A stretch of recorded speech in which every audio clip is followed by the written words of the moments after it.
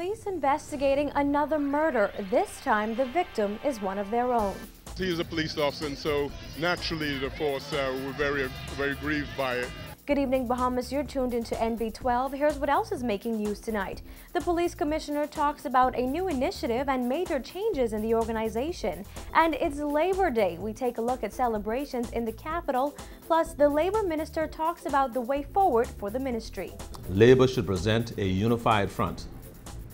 I am prepared to be the catalyst for this change. I'm Nakia DeVoe, and we've got those stories and much more. NB12 starts right now.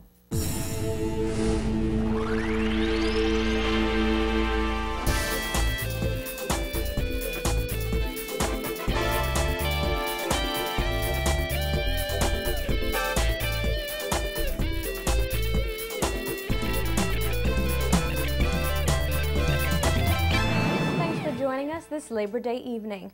Officers of the Royal Bahamas Police Force left to mourn one of their own after a police reserve officer was shot and killed last night. He became the country's 61st murder victim for the year.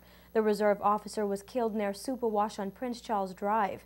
Members of the public and, of course, the police force are still in shock today after that reserve officer who was shot while off duty died in hospital last night. Police have still not released the identity of the man and are giving little details about the investigation. However, Assistant Commissioner of Police Anthony Ferguson did confirm that the officer was attached to the South Central Division.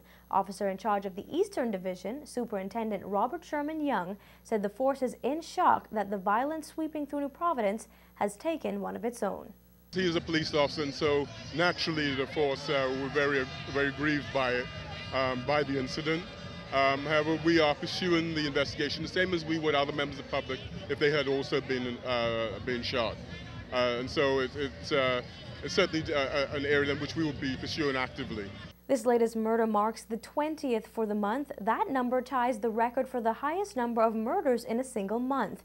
There were 20 murders recorded in July of 2011. Before that, the record was 16, also established in 2011. And murders this year are outpacing those committed last year, and many fear the murder record will be eclipsed once again this year. Again, police are appealing to members of the public with any information on this latest murder to contact them at 919-911 or 328-TIPS.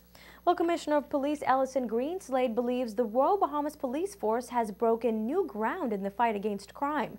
During a press briefing yesterday, the Commissioner explained that as part of a new initiative, police officers will play a new role, that of adjudicator. I believe we're onto something here, and we are going to move immediately. Commissioner Greenslade said all ranks of the police force will be more hands-on with members of the public in hopes of cutting down the number of retaliation killings in the country. For the last few years, crime statistics have shown that the majority of murders in the country are revenge killings.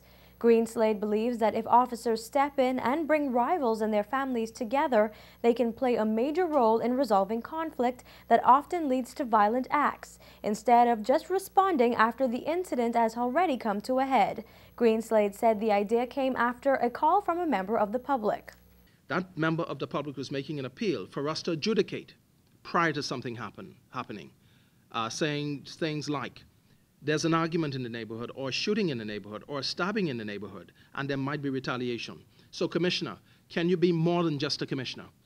Can you adjudicate and bring both families to the table, get us to talk about it and say, you know what, let's behave ourselves?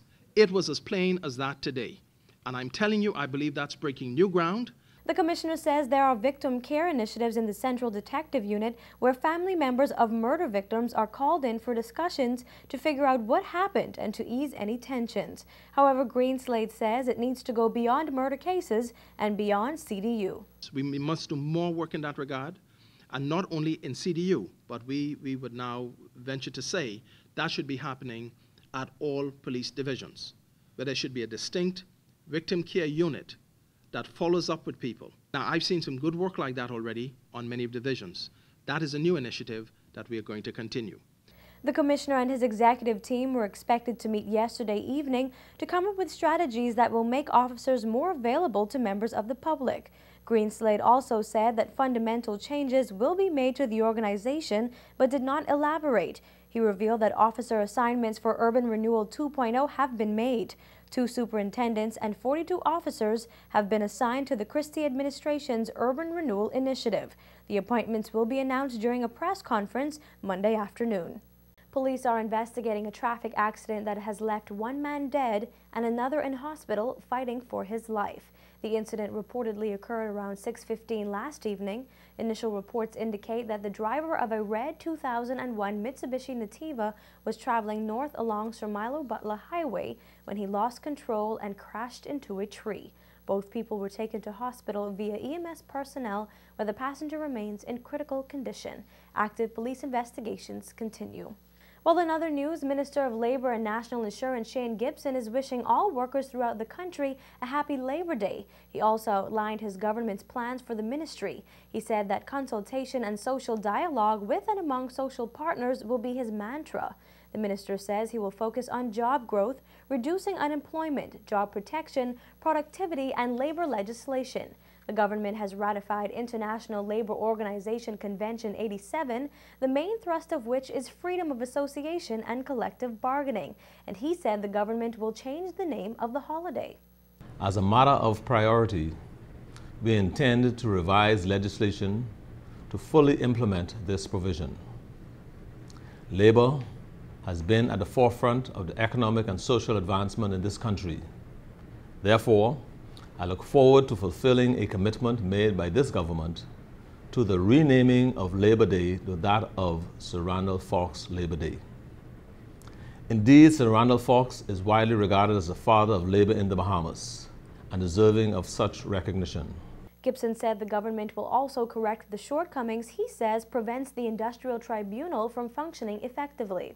We will appropriately amend the Employment Act 2001, the Industrial Relations Act, the Health and Safety at the Work Act, and Minimum Wages Act. Additionally, the government will clarify the law regarding break periods and holiday pay for shift workers. Gibson added that the Christie administration intends to strengthen the laws and practices related to the management of pension funds and has committed to extend concessions to businesses that have established approved employee pension plans. The government will also establish standardized formal training and retraining programs for workers in the public and private sectors, according to Gibson. The government will, along with the social partners, take measures to ensure the opportunity for training and retraining in the labor force in ways which are consistent with a recovering economy.